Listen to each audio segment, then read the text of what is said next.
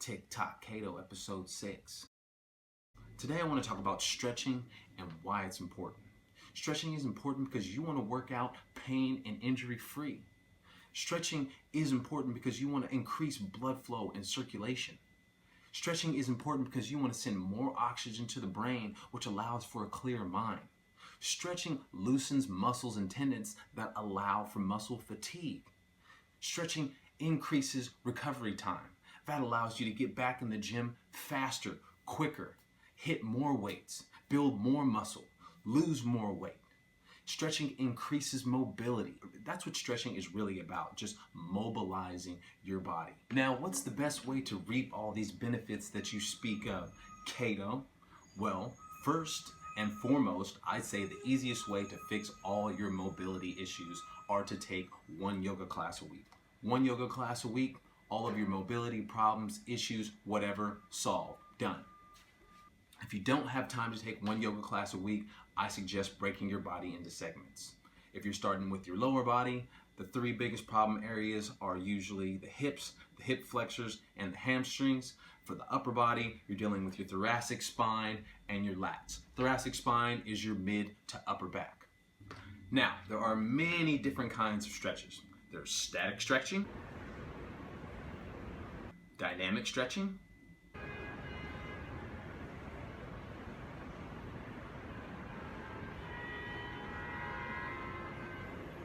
and I already mentioned yoga.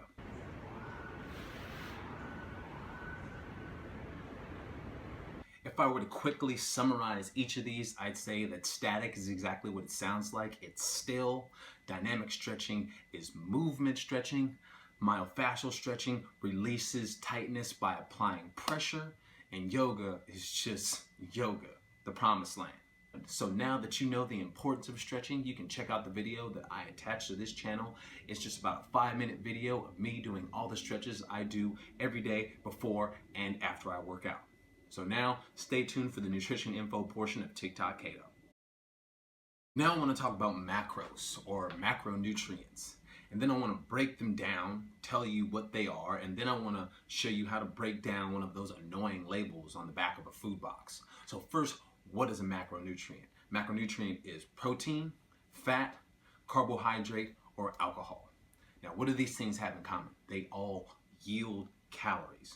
The other things on the back of these annoying labels are micronutrients like vitamins and calcium and sodium and all the stuff that's written there in a confusing percentage language and all that. They do not yield calories. The only things that yield calories are proteins, fats, carbohydrates, and alcohol. Now let's break them down a little bit. So protein yields 4 calories per gram. Carbohydrates also yield 4 calories per gram. Fat yields 9 calories per gram, and alcohol yields 7 calories per gram. Now, with these small breakdowns, now we can start to break these labels down. Okay, so I'm gonna keep these round numbers just for my own personal interest so I don't look like a dummy on a YouTube channel. So let's say that there's 10 grams of protein in this bar that we're eating, 40 calories. Let's say that there's 10 grams of carbohydrates in this bar that we're eating, 40 calories, 80. Let's just say that there's 10 grams of fat in this bar that we're eating, 90 calories, 90 plus 80, 170 calories. Now, just by looking at the back and doing some simple math, and if you got an iPhone or whatever kind of phone, everything has a calculator these days. You do some simple math and you know what you're putting into your body. So now that I've broken down for you how to count the calories on the back of that annoying food box, let's talk about how annoying it is that these characters put the amount of calories that you're gonna get per serving. Like, who in the fuck has ever eaten 3 Ritz crackers? Who in the fuck has ever only had 1 scoop of ice cream? Who's ever eaten half a fucking Snickers? Are you kidding me? Just put how many calories I'm gonna yield if I smash this whole bucket of ice cream. Period. Anyhow, I'm sorry for cursing. I just want you, the listener, to be aware of this per serving bullshit on the back of these food boxes. It's a big trick and you need to be conscious of it if you're counting calories. Okay? Now stay tuned for the lifestyle portion of TikTok Kato. Since we talk about alcohol a little bit in the nutrition info portion of TikTok Kato, how many calories it yields per gram? 7, if you forgot. I figure we might as well jump into some alcohol for the lifestyle suggestion. So let's just do a few wine pairings. First, let's do grilled chicken. I'm gonna do grilled chicken, steak, and then salmon.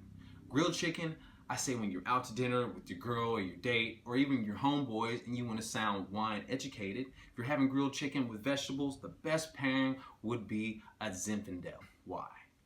For its rich fruit aromas, for its soft velvet tannins, or its long lingering finish.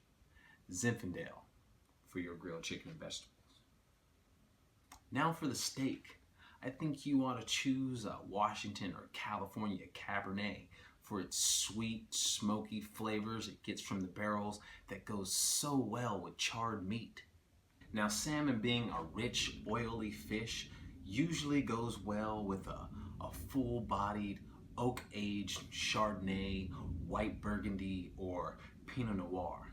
But depending on preparation, you could easily pair it with a light-bodied, low-tannin red wine like Pinot Noir or red Burgundy. And that's my lifestyle suggestion. I hope you enjoyed this episode of TikTok Kato, and I'll see you for the next, and the next, and the next, and the next.